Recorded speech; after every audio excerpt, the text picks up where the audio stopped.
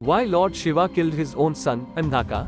When Lord Shiva was meditating on Mount Mandara, Parvati was in a playful mood and covered Shiva's eyes. This caused the whole universe covered into darkness. The sweat that oozed out of Parvati's hands, due to touching Shiva's powerful third eye, fell to the ground and created a horrible-looking blind boy. Parvati was terrified on seeing him, but Shiva rebuked her, claiming that since he was born due to their physical contact, he was their child.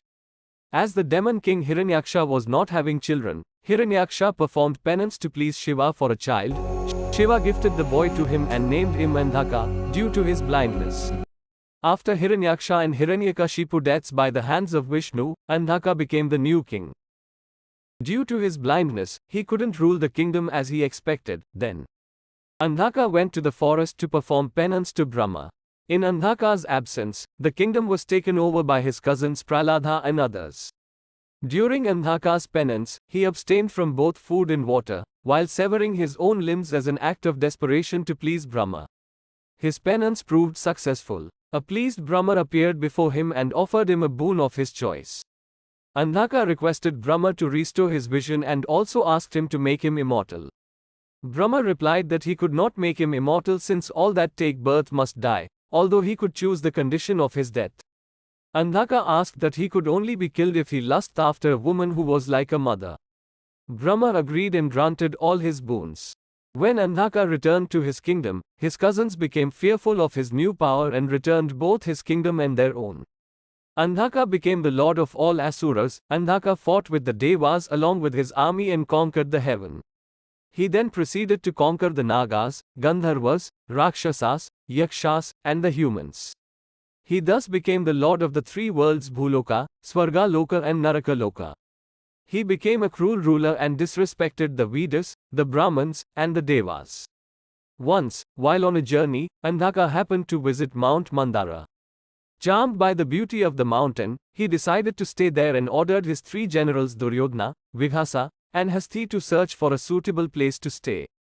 While searching, his generals found a cave where a hermit was meditating, and saw a beautiful woman along with him. They told their master about this, then Andhaka ordered them to bring the woman to him.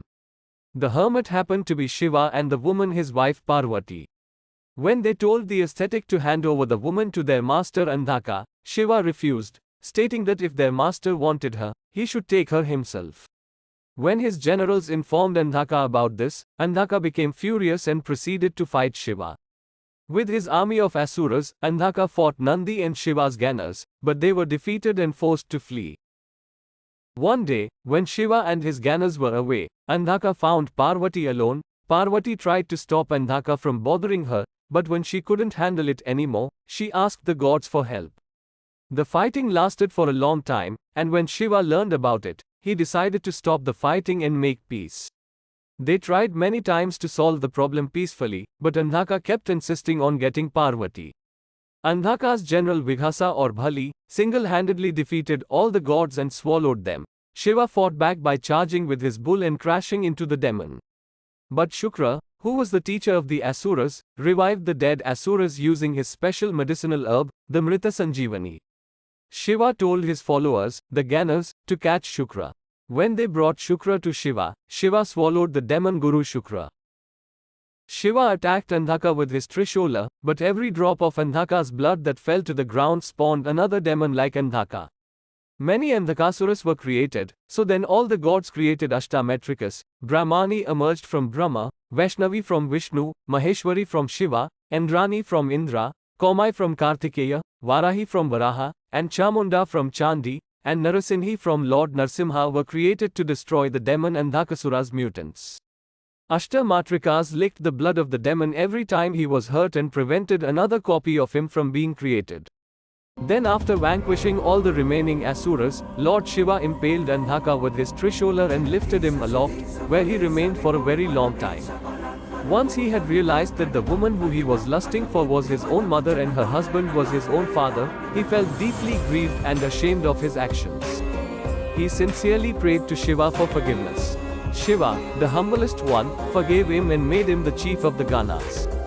Om Namah Shivaya. Please subscribe to know more.